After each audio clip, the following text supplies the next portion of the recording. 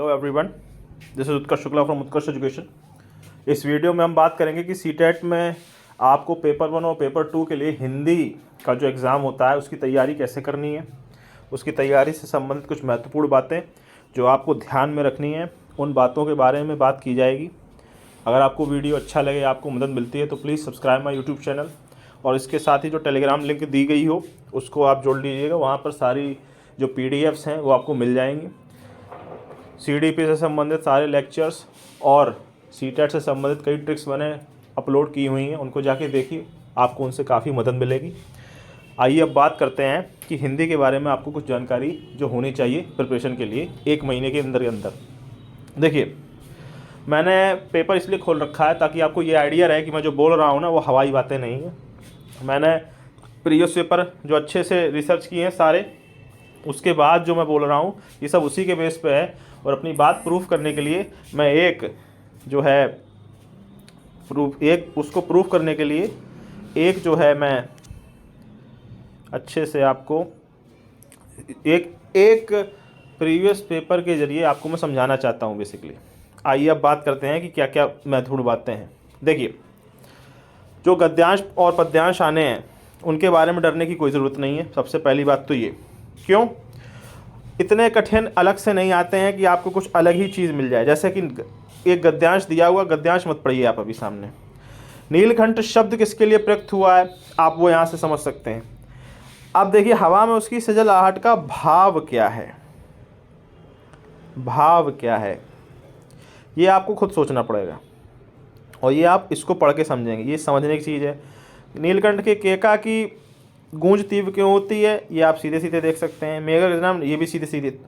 तो इतना भयानक पेपर नहीं आता है कि आपको बहुत रटना पड़े, बहुत दिमाग लगाना पड़े। तो 10 क्वेश्चन जो आएंगे वो सीधे सीधे आराम से हो जाएंगे गद्यांश पद्यांश से। उसकी टेंशन लेना बंद कर दीजिए आप।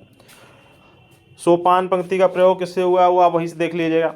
अब जैसे संधि विच्छेद आया है तो नॉर्मल संधियाँ जो आप पढ़ेंगे PDF मिल जाएंगी आपको, 50 लेक्चर भी उस पर डले हुए हैं यूट्यूब पे।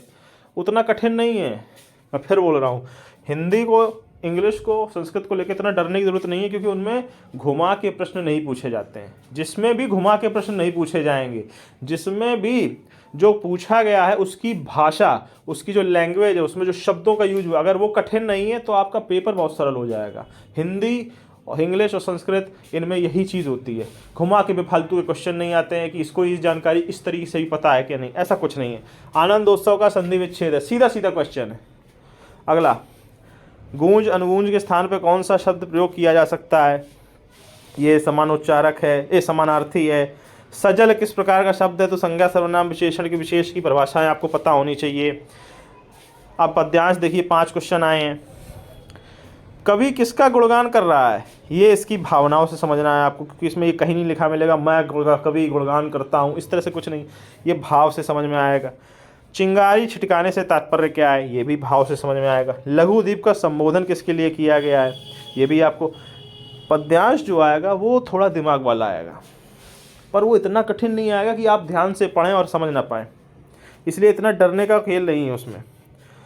संज्ञा फिर से पूछी गई है, विशेषण विशेष इस फिर से पूछा गया है। ये सारे ही आपको ग्रामर में आराम से आप किसी भी लेक्चर, किसी भी PDF कहीं से भी पढ़ सकते हैं, कोई टेंशन नहीं आएगी।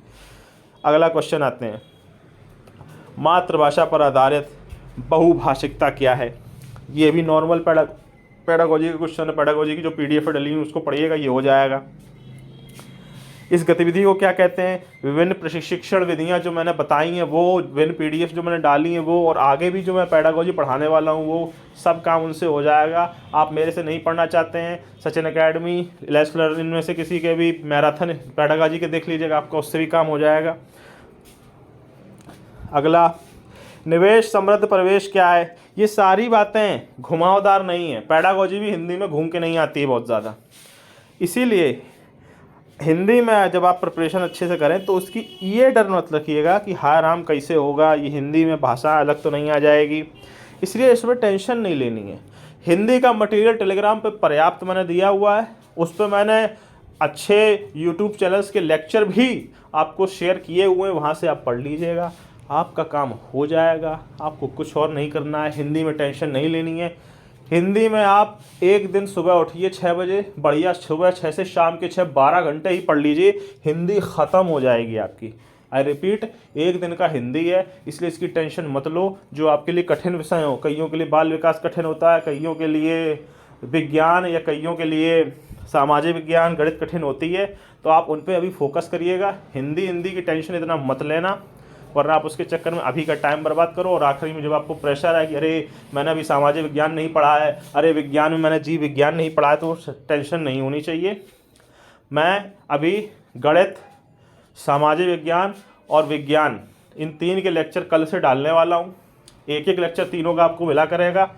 और दिसंबर तक के मैं अभी जो 12-13 दिन बचे हैं ना, 12-13 लेक्चर मैं तीनों के दे दूँगा, उतने में आपका पर्याप्त काम हो जाएगा। जो PDF में बोलूँ वो पढ़ लीजिएगा, दूसरों के जो लेक्चर में बोलूँ वो देख लीजिएगा, आपका काम सब हो जाएगा। इसलिए इतना टेंशन हिंदी में लेने की ज़रूरत नहीं है। हिंदी का पेपर सीधा सीधा आता है, घुमावदार नहीं आता है। इसीलिए अगर आपने ढंग से कोई PDF मेरी सचिन एकेडमी, ब्लेस्ड लर्न की या मैकग्रा-हिल की बुक पढ़ रखी है, कोई टेंशन लेने की ज़रूरत नहीं है। 30 में आराम से 29 आ जाएंगे। समानोच्चारक या विलोम विलोम अगर आपको एकदम से याद ना आए तो अलग बात है, बाकी इतना कठिन पेपर आता नहीं है। इसीलिए इसमें आराम से पढ़ना है और ज़रूर पढ़ना है। ये नहीं कि आता है तो छोड़ ही दो, क्योंकि देखो तुम्हारे बाकी विषयों में अगर नंबर घटे तो हिंदी और जो और भाषाएं हैं जो आप लेंगे वही आपके नंबर बढ़ाने का काम करेंगी। इसलिए इन विषयों को एक बार अच्छे से पढ़ के भूल जाओ, ठीक है। अब आपको अगर ये फ़ायदेमंद लगा हो तो प्लीज़ सब्सक्राइब करिए। कोई डाउट हो तो पूछिए, ज़्यादा परेशान होने की ज़रूरत नहीं है। हिंदी विषय में इतना भोकाली विषय भी नहीं है कि आपको समझ में ना आए। Thank you very much. आपका सीटेट का पेपर अच्छा हो। जय हिंद।